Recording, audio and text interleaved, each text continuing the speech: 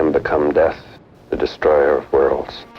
The world will note that the first atomic bomb was dropped on Hiroshima, a military base. On August 7, 1945, the day after Hiroshima was destroyed, Dr. Yoshio Nishina, a leading Japanese physicist and other atomic scientists, arrived in Hiroshima to examine the damage. They confirmed that the city had been destroyed by an atomic bomb and reported back to the cabinet in Tokyo. Despite this, the cabinet decided to continue the war, a decision intercepted by American magic code breakers. Meanwhile, President Truman returned from the Potsdam Conference and spoke about the atomic bombing of Hiroshima, describing it as a military base. He later declared, "We shall continue to use it until we completely destroy Japan's power to make war."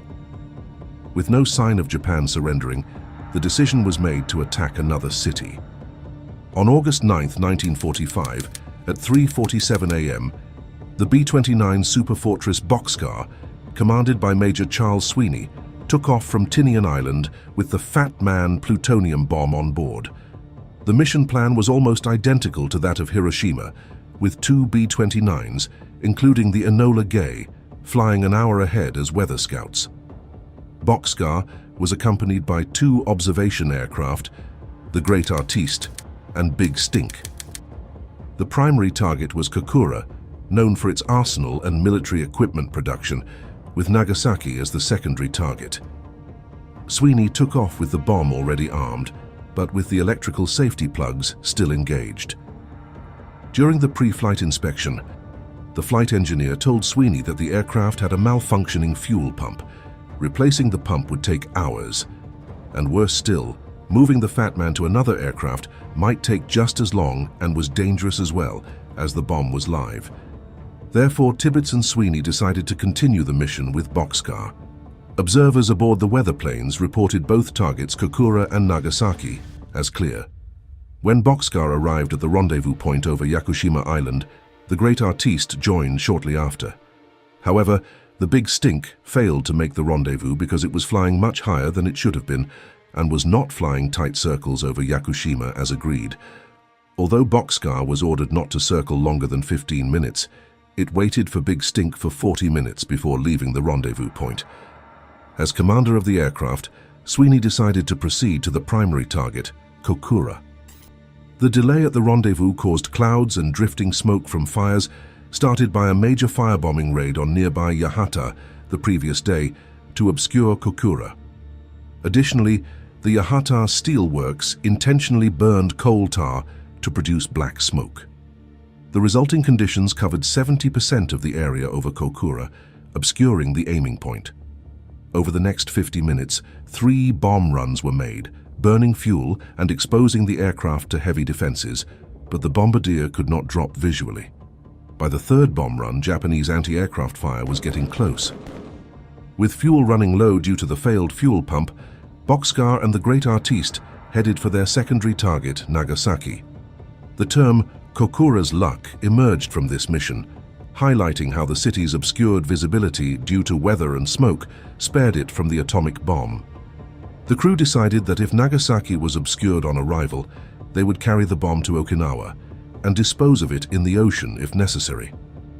At about 7:50 a.m. Japanese time, an air raid alert was sounded in Nagasaki, but the all-clear signal was given at 8:30, when only 2 B-29 superfortresses were sighted at 10:53 a.m.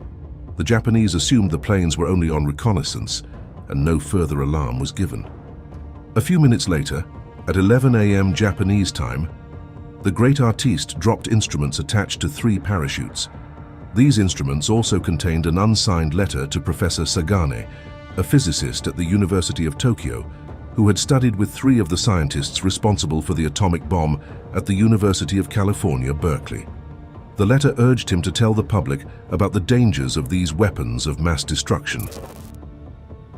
At 11:01 a.m., as Boxcar approached Nagasaki, a lucky break in the clouds allowed the bombardier to visually sight the target as ordered. The Fat Man bomb, containing approximately 5 kilograms or 11 pounds of plutonium, was released over the city's industrial valley, It detonated 47 seconds later at 11:02 a.m., approximately 503 meters or 1,650 feet above the ground.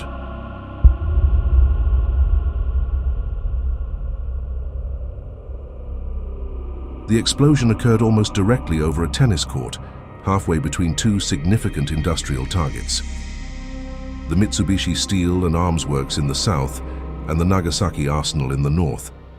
This location was nearly 3 kilometers or 1.9 miles northwest of the planned hypocenter. The blast released energy equivalent to 21 kilotons of TNT. Due to the geographical layout of Nagasaki, with the Urakami Valley acting as a natural barrier, a major portion of the city was shielded from the full force of the explosion by the surrounding hills. Nonetheless, the devastation within the blast radius was immense. The initial fireball created by the explosion reached temperatures of several million degrees Celsius, instantly incinerating everything within a 1-mile radius. The resulting shockwave and intense heat caused widespread fires and destruction, leveling buildings and infrastructure. The blast also produced lethal radiation, contributing to both immediate and long-term casualties. Boxcar and its support aircraft, the Great Artiste, quickly left the area after the bomb release. Meanwhile, Big Stink, which had been separated earlier, spotted the explosion from a distance of 160 kilometers or 100 miles away and flew over to observe the aftermath. The immediate death toll was estimated to be between 40,000 and 75,000 people, with tens of thousands more succumbing to injuries and radiation effects in the following months and years. After the Hiroshima bombing, it is estimated that as many as 200 people sought refuge in Nagasaki, only to endure another atomic explosion. These individuals were known as double survivors. 9 of them claimed to be in the blast zone in both cities. Tsutomu Yamaguchi was the first officially recognized survivor of both bombings. He was confirmed to be 3 kilometers or 1.9 miles from ground zero in Hiroshima on a business trip when the bomb detonated. He was seriously burnt on his left side and spent the night in Hiroshima. He arrived in his home city of Nagasaki on August 8th, the day before the bombing, and was exposed to residual radiation while searching for his relatives. Yamaguchi died in 2010 of stomach cancer.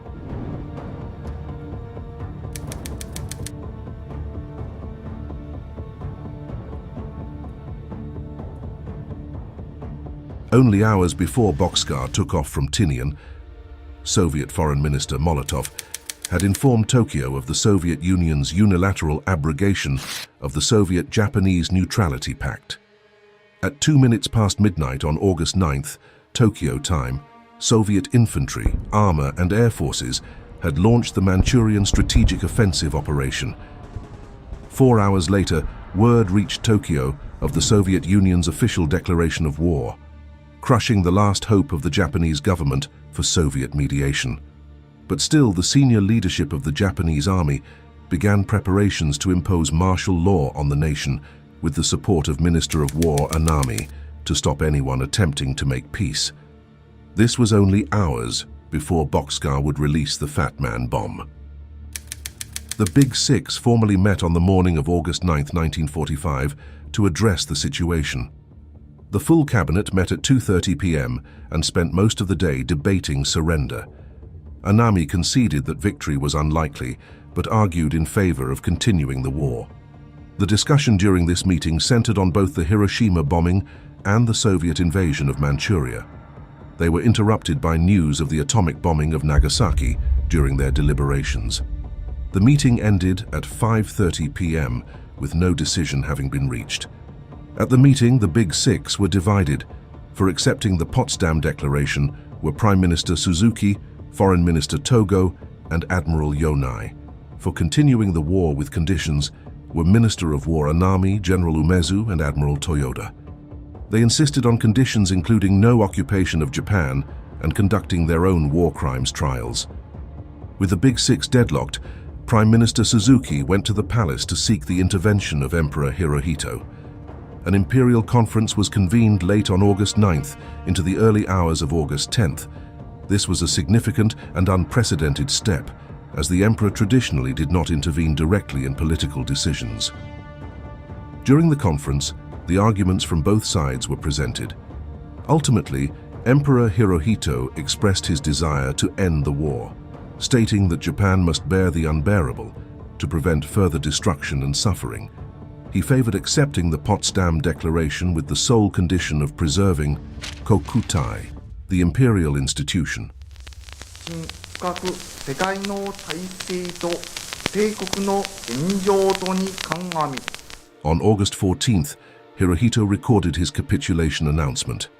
On that day, Anami signed the surrender document with the rest of the cabinet and committed seppuku early the next morning. His suicide note read, "I, with my death, humbly apologize," meaning to the emperor, for the great crime. Japan officially surrendered to the Allies on August 15, 1945. The formal signing of the surrender documents took place on September 2, 1945, aboard the USS Missouri in Tokyo Bay.